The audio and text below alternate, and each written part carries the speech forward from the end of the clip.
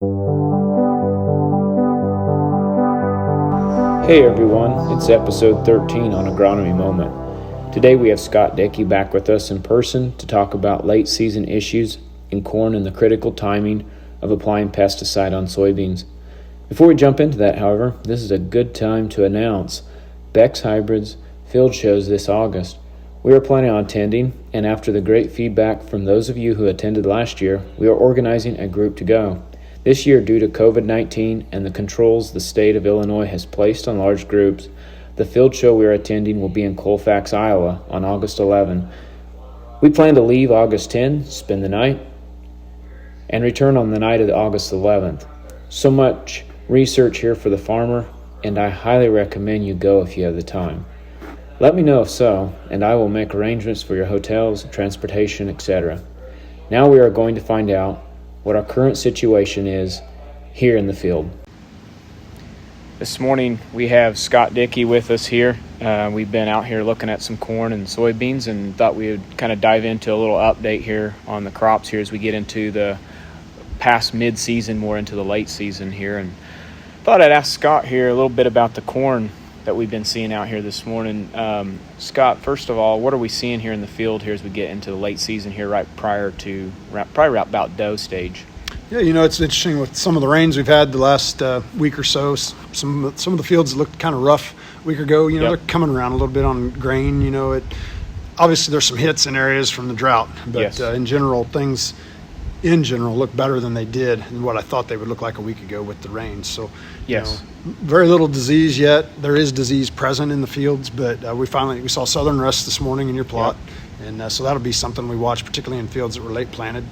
These fields that were early planted that are nearing dough, probably the risk is much more minimal in those fields than the ones that were planted later for southern rust issues, but we'll be keeping an eye on that as well. Sure. What about as we thought about being wet early, and as corn has matured, we went through that dry spell, and now we're facing harvest. I was thinking of some of those late season issues we can sometimes get. Scott, what are you thinking on that? What could be some potential things to watch? Well, it'll be interesting to watch because like today out in the fields, we found some premature death plants, and when we dug the plants up and split the stalks, we're finding crown rot.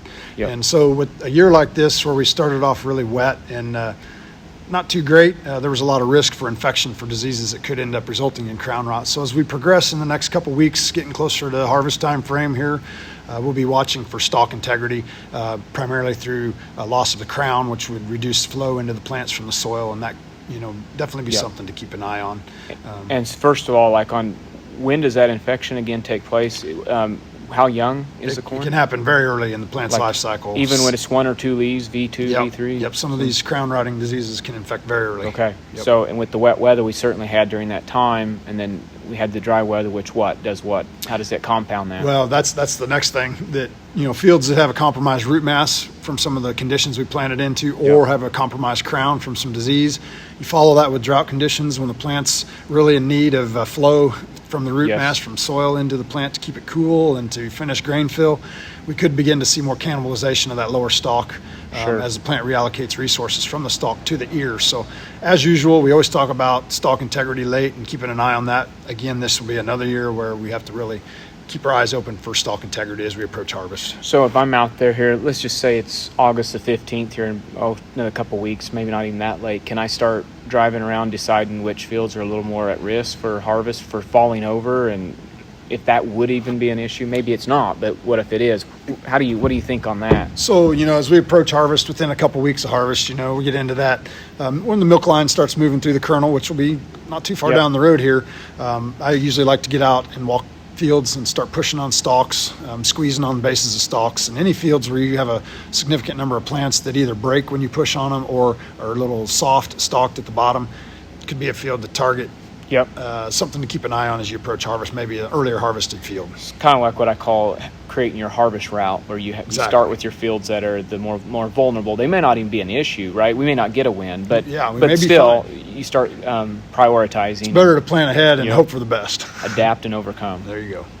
For sure. So, what also as we close up corn, I feel like beans are really getting rolling now. We've had a few rains in the area, and they're getting to that maturity where are we at about this morning on a lot of beans. What's the ones we've seen in our plot or field here today? Well, this field was planted in June, correct? Yes, so that's it's right. a later planted field, and we're right at the cusp of being at R3. To be R3, you have to have a 3/16 of an inch pod in the top 4 nodes of the plant. And in the plants we were looking at today, there is a pod developing at the 4th node down from the top. Is it quite to 3/16 of an inch? Maybe not, but we're within just a day or so of having an R3 plant in this field that's planted in June. So any fields planted earlier than that, for the most part, are into R3, if not well into it. And R3 lasts roughly 10 days in a soybean's life cycle. And that's the sweet spot for us to treat with a fungicide and insecticide mix when we're trying to treat these fields. That was my question, because I remember seeing that in the Beck's PFR chart, that they show that very much that R3. I see that a lot in a lot of the terminology.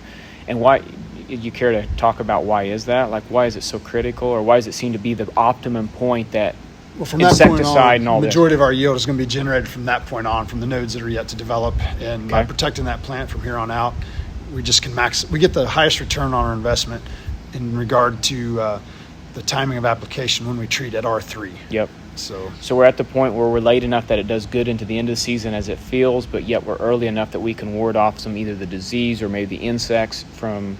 Yeah. So I like the insecticide component at this time frame as well. I'm starting to see a lot of adult green stink bugs showing up in fields, and they're just going to be laying eggs, creating that next generation. And we all know the threshold for green stink bugs roughly 1 per foot a row, and it's due to their piercing, sucking mouth part. They direct feed on pods, which can result in direct soybean loss. So that's why their threshold is relatively low compared to many other pests we deal with in beans.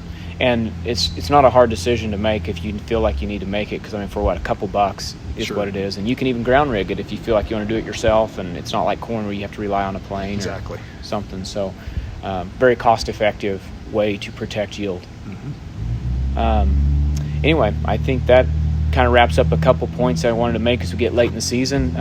Overall, when it has come to disease, especially in corn for this area here in my area, we have not had what we had like last year. And 2017 was another bad year for Southern. We don't know yet what Southern will do, but it's just not been as much of in a year, and it's been pretty quiet overall. Yeah, in general, we're just not ramping up the disease. There's obviously diseases in fields, but with the drier weather, for the most part. You get in some geographies that have had more rain, it's a little more prevalent, the disease issue. But in this particular local area, it's not too severe for the most part. For sure. Well, I think that gets it for this time. Thanks, Scott. Sure. Appreciate it. So that concludes our podcast today, episode 13. We want to give a special thanks to our guest, Scott Dickey, for his appearance on this show and contributing to this broadcast. He has been a regular contributor to this effort. You can find additional documents of what we talked about in the show notes or by reaching out to me, Wendell Cohen. We hope you enjoyed it. Please subscribe and give us a 5-star review. This really does help us. Find us on our website or on your favorite podcast listening app or on YouTube. My favorites are Apple Podcasts and Podbean. Sounds like BeanPod just turned around. It should be noted that all copyright content in this podcast has been acquired through special permissions and licensing from the proper artists. Feel free to reach out anytime with questions, feedback, or any concerns you might have. This is a production of Top Ag Media. Wendell Cohen was a producer. I'm your show host.